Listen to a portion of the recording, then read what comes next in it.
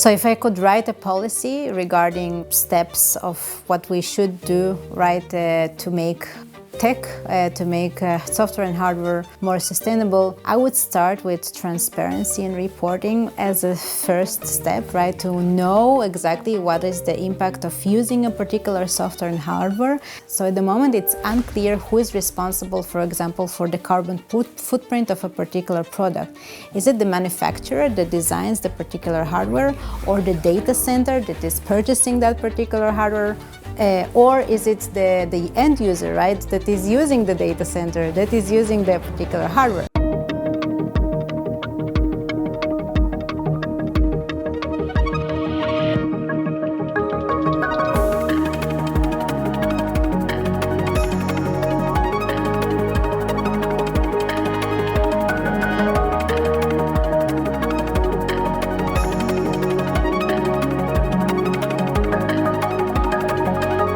What I'm doing in my group here at ETH is basically we're trying to assess the different costs of different types of hardware, of different types of software, and by measuring and understanding what are the costs, we can make informed decisions. So we can design algorithms that are actually more aware of the carbon footprint, right, or the energy consumption, and decide to do one computation compared to another just because we know the true effect that these algorithms have.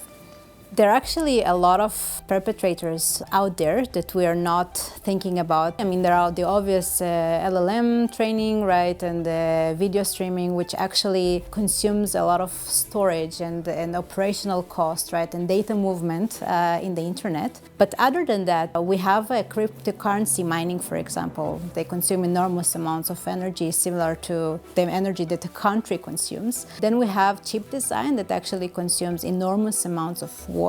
We have our everyday habits, right? Watch reels, right? Or when we play online games, seems very tiny, right? Like, again, we just upload one photo. But if we multiply it by billions of users that we have around the world, this increases dramatically the digital footprint that we have nowadays. The shift in mind that we need to have is, instead of only asking ourselves what is the price or what is the cost of a particular device or even a software and how fast it is, right? We also need to ask ourselves what is the environmental impact of using that particular product, right? Ideally, if you ask me for a recommendation, personally, I would try to prolong the lifetime of the devices that I'm using, rather than upgrading them. We always want to buy the newest phone, we always want to buy the newest laptop, and the resource extraction and the shipping and the recycling it, even before we turn it on, it consumes enormous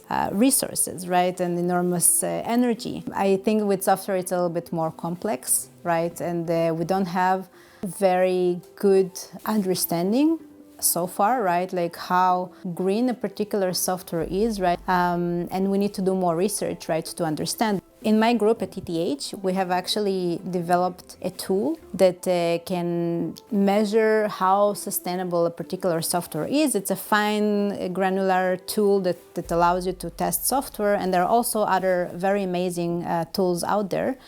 Also, when we develop software, oftentimes we're trying to develop it on the latest hardware because we want to show how fast our hardware is, right? And our software is on top of that hardware. So we want to beat all the competitors, so we're using the heaviest guns, both in software and in hardware, right, to be the best.